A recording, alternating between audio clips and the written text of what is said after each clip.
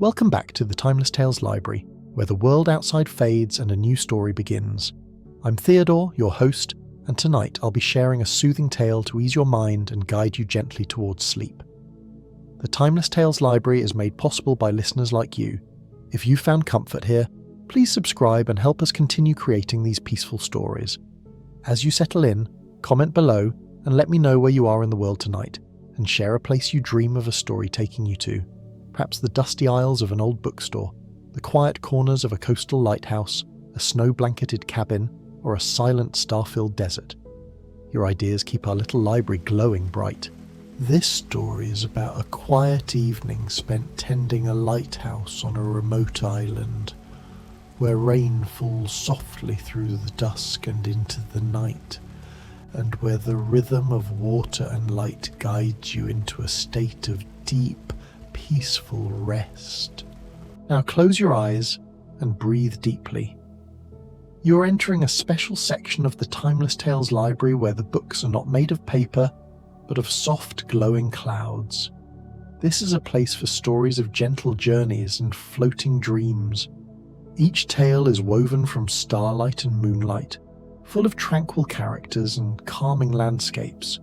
Feel your body settle into the cloud-like comfort of your bed, your own personal nook in this gentle expanse. Release any tension in your legs, arms and neck. Let the soft, feathery texture of your blankets and mattress wrap around you. The cloud weavers of the library are here to guide you to a restful sleep. The words of the story are carried on a gentle breeze, a whisper that soothes your mind and body. Let yourself drift with them. The Lighthouse Keeper's Rainy Night, a soothing coastal sleep story. The first drops touch you while you're still only halfway up the harbour steps, those old granite slabs laid by men who have been dust for 150 years. They are so slight that for a moment you think it is only the usual sea mist, the fine haze that rises whenever wind meets warm current in this cove. But then another drop lands, deliberate and cool, right at the hollow where your collarbone dips beneath the wool of your sweater. Another kisses the back of your hand, the one gripping the iron rail, and then another, and another, until the air itself seems to exhale water. The rain has decided to begin, and once it decides, it never hesitates. You stop climbing for a breath or two, just long enough to turn your face upward. The sky is not yet dark. It is the colour of wet ash, luminous and depthless. A single band of pale gold lingers far out where the world curves away, as though the sun has left a last coin on the horizon before slipping into its pocket for the night. The rain falls through that distant light and arrives silver, each drop briefly catching the glow before it lands.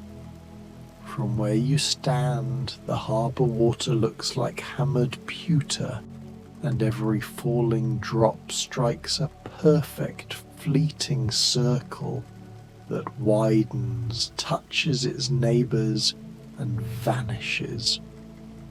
Thousands upon thousands of small vanishings, making one continuous trembling skin across the surface. You smile, small and private, because you have been waiting for this rain all week. The forecast promised it. The gulls sensed it. The ache in your left knee confirmed it. But promises are one thing. Arrival is another.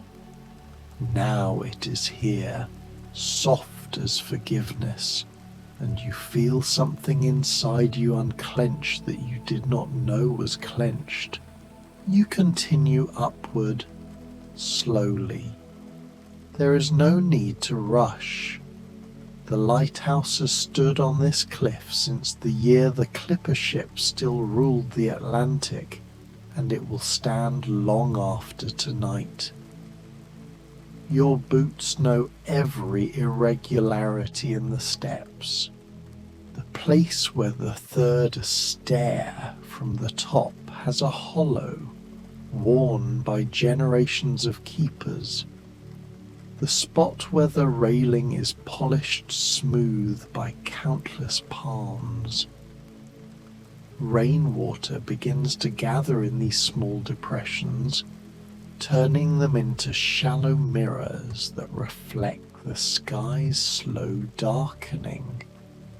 Your reflection moves across them in fragments. An eye, a mouth, the edge of a grey beard, before the next drop falls and breaks the image. Halfway up, the wind finds you. It comes from the northwest, smelling of cold iron and deep water, carrying the voices of waves you cannot yet see. It lifts the edges of your coat, presses the wet wool against your legs, pushes your hair back from your forehead, like a mother preparing a child for sleep. You taste salt on your lips, though whether it is from the sea or the rain you no longer try to distinguish. Here, everything is salt in the end. At the final landing, the lighthouse waits exactly as it has waited every evening of your adult life. The whitewash has gone the colour of gull wings in winter, streaked with lichen the shade of old copper. The stones are dark with wet now, almost black, and the rain slides down them in shining rivulets that catch what little light remains. The tower rises above you, solid and certain, its lantern room a pale crown against the sky. Ivy clings to the lower walls, leaves glossy and trembling as the drops strike them. Somewhere inside that green mass, a wren is scolding the weather, its voice thin and fierce and quickly drowned. The door is the same sea glass blue it has been since the Coast Guard crew repainted it 6 springs ago.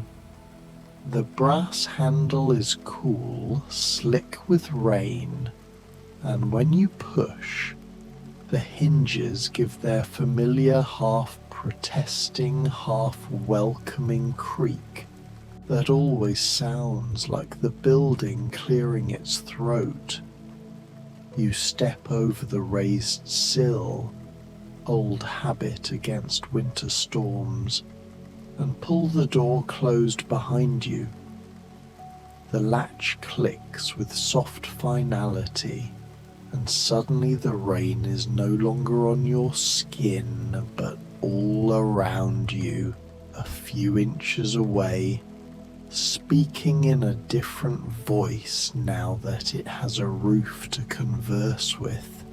Inside, the air is 10 degrees warmer and smells of lamp oil, beeswax, wood smoke from this morning's fire, and the sticular damp stone scent that never quite leaves these walls. The change is immediate and visceral. Shoulders drop, lungs deepen. The day's small frettings begin to loosen their grip. You stand still for a long moment, letting the tower settle around you, the way a heavy quilt settles over a bed. The rain on the conical roof overhead is no longer a scattering of individual drops, but one long, continuous hush, like a mother shushing a room full of restless children. It is the sound the world makes when it decides to be gentle. The ground floor room is round and low-ceilinged, everything placed exactly where hands have placed things for decades. To your left, the small cast-iron stove you still prefer, the electric unit they installed last year. On its flat top sits the blackened kettle that once belonged to Keeper MacLeod, who retired the year you arrived. Straight ahead, the deal table with its single chair facing the largest window. On the sill, a pot of rosemary has survived another summer and is now leggy but fragrant. Books lean against one another on the shelf above. Tide tables going back to 1973, a water-stained copy of Rachel Carson, the logbook bound in green leather, 3 novels you have read so many times the pages feel like cloth. You do none of the evening chores yet. Instead, you drift to the window, palms resting on the cool sill, and look out. From here, the harbour is a small, bright comma far below, the boats tucked in like sleeping birds. Beyond them, the open sea has already surrendered its colour to night. Only the white crests of waves remain, moving lines of faint phosphorescence. Rain falls in perfectly straight silver lines, visible because the last light is directly behind them. Each drop is a needle of light. For the second it exists between sky and sea. You watch until your eyes unfocus, and the rain becomes one trembling curtain rather than countless separate drops.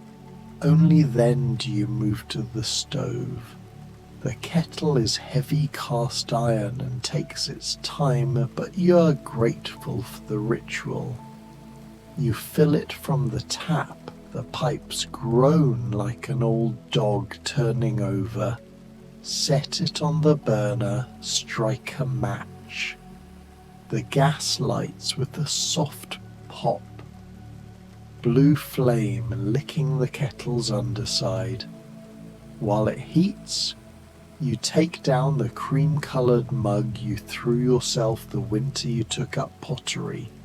Slightly lopsided, handle a little too thick, perfect. From the tin, you spoon chamomile. You grew in the sheltered corner behind the oil house. Lavender your daughter sent from the mainland last birthday. A pinch of lemon balm that somehow self-seeded in a crack near the door. The herbs are dry and brittle and release their scent the moment they touch the hot water. Some are captured and stored against nights exactly like this.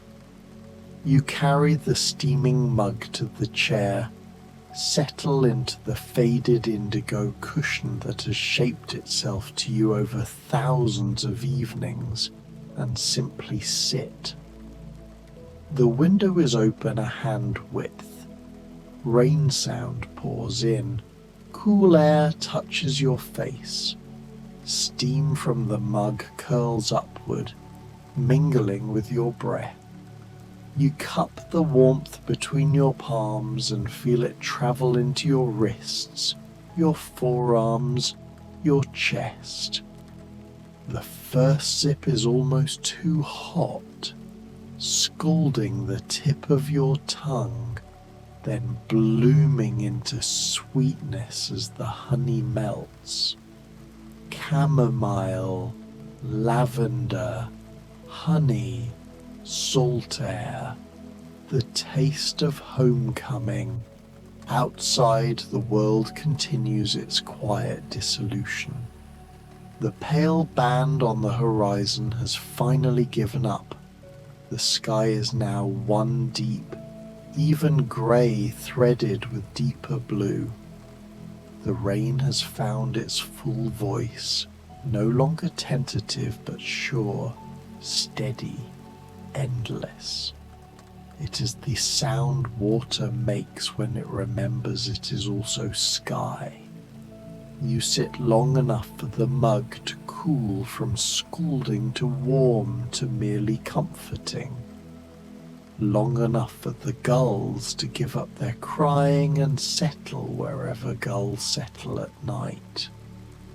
Long enough for the day's small worries, the overdue letter, the ache in your knee, the question of whether the new LED array will really outlast you, to drift to the edges of thought and stay there, too polite to intrude.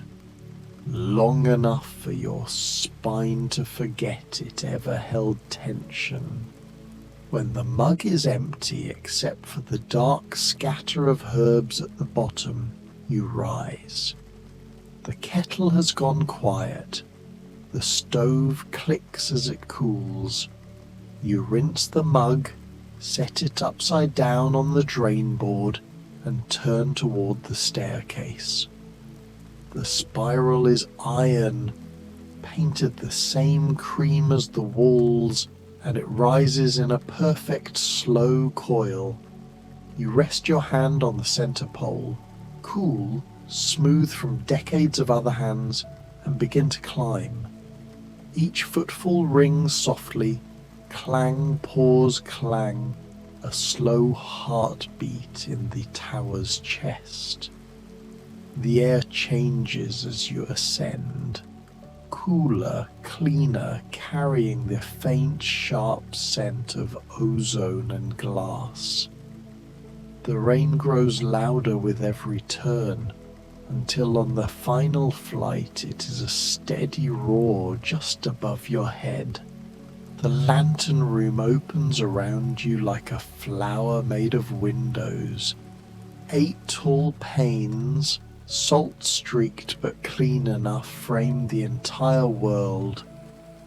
Even on a night like this, the space feels full of light. Not the hard electric glare of noon, but the soft remainder of day gathered and held here at the top of everything. The lantern itself stands in the center, brass and glass and careful engineering, waiting for your hands the way a beloved dog waits for its person to come home. You move around it with the unthinking grace of muscle memory. Check the battery levels, though you know they are fine. Wipe a cloth across the inside of the lens, though you wiped it this morning. Adjust the rotation speed, though it does not need adjusting. These are not chores. They are love letters written in small, precise motions. When everything's ready, you pause at the western window, palms against the cool rail, and look out one last time before night fully claims the sea. Rain streaks the glass in ever-changing rivers. Beyond it there is no horizon, no land, only the place where water and sky stitch themselves together with invisible thread. The beam, not yet lit, waits inside its crystal cage like a heart that has not yet decided to beat. You strike the match. The wick catches with a soft sigh, flame blooming gold and steady. You close the glass door, engage the motor, and the great lens begins its slow, majestic turn. The first sweep of light slides across the rain, across the waves, across miles of dark water, reaching, until it thins and disappears. Then it begins again and again, a promise made every 19 seconds for as long as ships have needed promises. Inside the lantern room, the light is gentle, reflected and refracted into warm colour that slides across your face, your hands, the brass fittings, the rain-streaked windows. It feels like being inside a golden music box, turning slowly while the storm sings outside. You stand a final look around. Everything is as it should be. The light is lit, the rain is falling, the sea is breathing. The evening at last is entirely yours. You descend the iron stairs much more slowly than you climbed them, letting the tower hold you a little longer. When you reach the ground again, the lower room is almost dark. Only the faint glow from the stove's pilot light and the soft pulse of the great beam passing overhead every 19 seconds. You leave the lamp unlit. There is enough light to see by, and more than enough darkness to rest in. You hang your coat on its peg, toe off your boots, pad across the worn rug to the small bedroom that opens off the main room. The bed is already turned down, sheets cool and smooth. You slide between them with the sigh of a man who has carried just enough weight for one day. The pillow receives your head. The blankets settle over you with exactly the right pressure. Above you, far above, the light keeps turning. Around you, the rain keeps falling. Below you, the sea keeps speaking in its slow, tireless language. You close your eyes. The day releases you completely, and the night, rain-drenched, light-wrapped, endless, opens its arms and takes you in. You stay longer than you intended in the lantern room, long after the last trace of daylight has dissolved into the rain. The beam moves across the inside of the glass like a slow searchlight looking for something it already knows is safe. Each time it passes, the falling drops ignite, tiny comets, brief sparks of pure white, before they vanish into the dark again. The sound of the rain on the dome above you is no longer merely sound. It has become a living presence, a second skin of water just inches from your head, breathing with you, exhaling coolness onto your hair. You ease yourself onto the narrow bench that circles half the room. The cushion is thin, but the folded blanket on it, the one your grandmother sent the first winter you kept the light alone, is thick Shetland wool, still holding the faint sweetness of the lavender sachets she tucked into every parcel. You pull the second blanket from the chest under the window and drape it over your shoulders. Its weight settles like forgiving hands across your back. The wool is slightly damp from the air, and it warms instantly against your skin. You let your head fall back against the curved stone wall.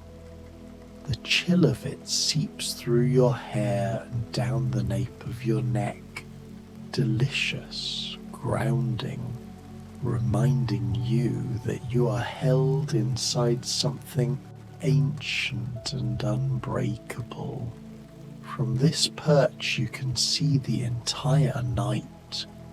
To the west, the open Atlantic is only motion and darkness, waves rising and collapsing in slow, patient breaths. To the east, the faint necklace of lights from the village on the mainland has already gone out. People there are asleep or pretending to be. North and south there is nothing but rain and more rain, a silver curtain drawn across the world. The beam sweeps through it all, indifferent and precise.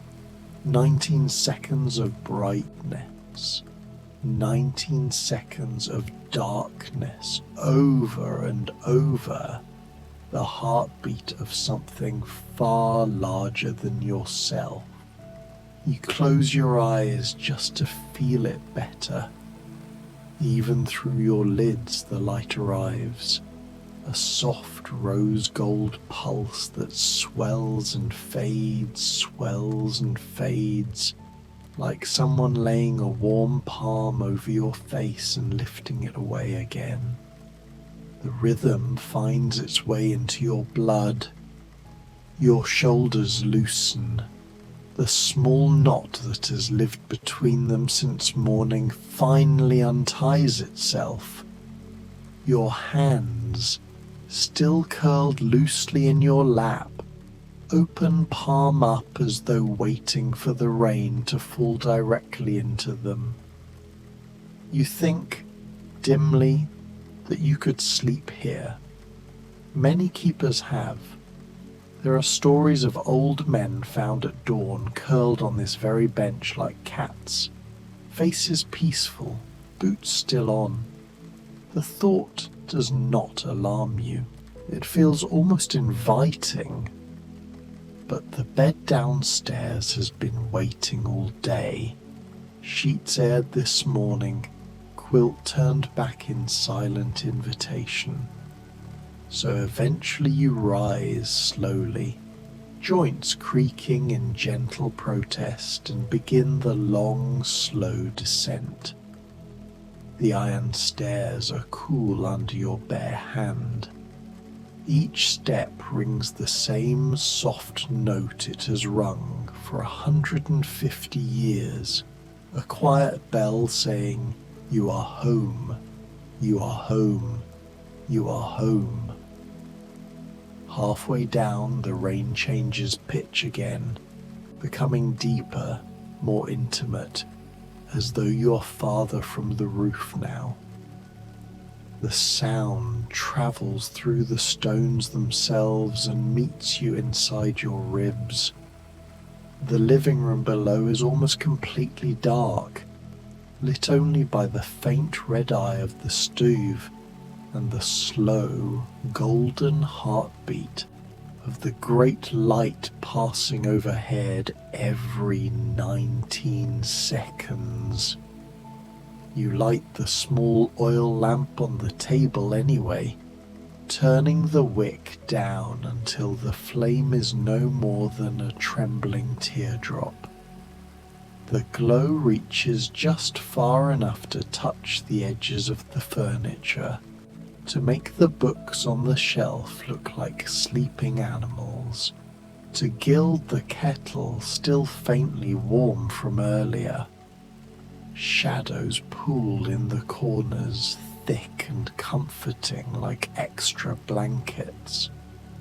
The alcove bedroom is no more than 6 paces away, but you move as though through deep water, reluctant to disturb the hush.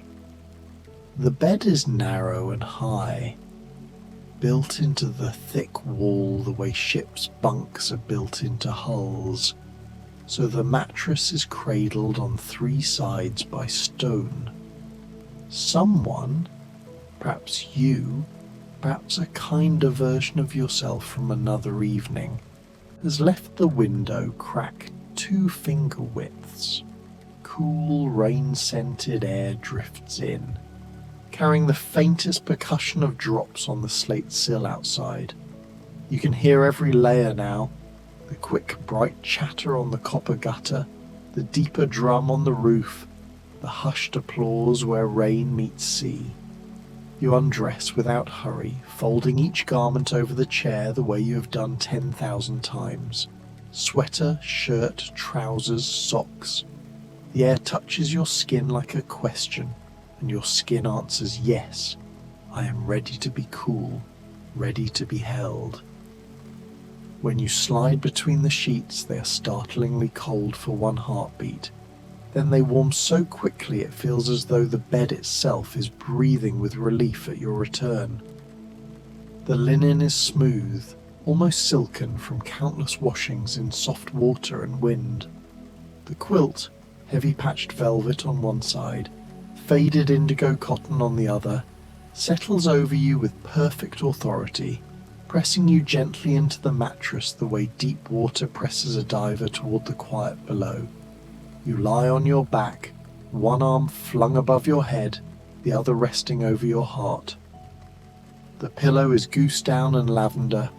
Every time you turn your head, you release another ghost of summer. Through the cracked window, the rain speaks continuously, patiently, telling the story of how water returns to water, how everything that rises must eventually fall, how falling can be the gentlest motion in the world. Your breathing slows until you can no longer tell where your breath ends and the rain begins. Each inhale draws in the cool, mineral scent of storm. Each exhale releases the last faint tension in your calves, your thighs, the small muscles around your eyes. Your body grows heavier, not with fatigue, but with trust. The mattress receives you, the stone walls receive you, the night itself receives you. Far above, the great lens keeps turning. You feel it as a pressure behind your closed eyelids. Light, dark, like a loving hand checking that you are still safely dreaming. You no longer need to count the seconds. You no longer need to guard anything. The light has its own keeper now. Electricity, gears, the patient physics of rotation. All the lives that might depend on that beam tonight are safe in hands far steadier than yours ever were. A final thought drifts across the soft surface of your mind like a gull across calm water. I am allowed to rest. Then even that thought loosens, unravels, sinks. The rain keeps falling, intimate and endless. The light keeps turning, faithful and tireless. The sea keeps breathing, vast and unhurried. And you, who once carried the weight of every ship that ever passed in the dark, let go completely. You sleep, held in the cradle of stone and wool and water, while the storm sings its oldest lullaby around you. 19 seconds of light, 19 seconds of darkness. Over and over, like a promise kept forever. The rain speaks in 1,000 voices on the roof above your head. It drums hard on the copper sheeting of the lantern deck, softer on the slate tiles, softer still on the thick stone parapet. It hisses when it hits the hot glass of the lens far above and turns to instant steam. It taps delicate fingers on the window panes beside your bed, strokes the ivy that clings to the outer wall, slaps the wild grass that grows in the cracks of the rocks below. Each surface gives the rain a different timbre, and all of them together make a chord that has played unbroken for hours. You lie in the centre of that chord, the still point around which the music turns. Your bedroom is small and round, tucked just beneath the service room, and every inch of it has been shaped by decades of your living. The walls are whitewashed stone, cool to the touch even in summer, and they breathe with the damp the way old buildings do. There is a faint scent of lamp oil that will never fully leave, no matter how many times you air the place out, mingled now with the clean, metallic smell of rain coming through the cracked window. On the dresser sits the old brass chronometer you wound every night for 30 years. Its ticking has grown slightly erratic lately, but you no longer mind. Across from the bed hangs the framed photograph of your wife on the day you brought her here as a bride. She is laughing into the wind, hair flying, and the glass is speckled with dried salt that you have never quite managed to wipe away. These things are your companions now, quiet and undemanding. The mattress beneath you is deep and forgiving. It has moulded itself to the shape of your body over countless nights, the way tide pools conform to the rocks they cradle. The sheets are heavy linen, washed until they are butter soft, and they carry the faint fragrance of the lavender sachets you still tuck into the drawers out of habit. 2 wool blankets, one navy, one the faded red your mother knit the year you took this posting, lie across you with exactly the right weight. Enough to feel held, not enough to feel trapped. Your feet are warm inside thick socks. Your shoulders are loose. There is no part of you that is fighting the bed, and the bed in turn is not fighting you.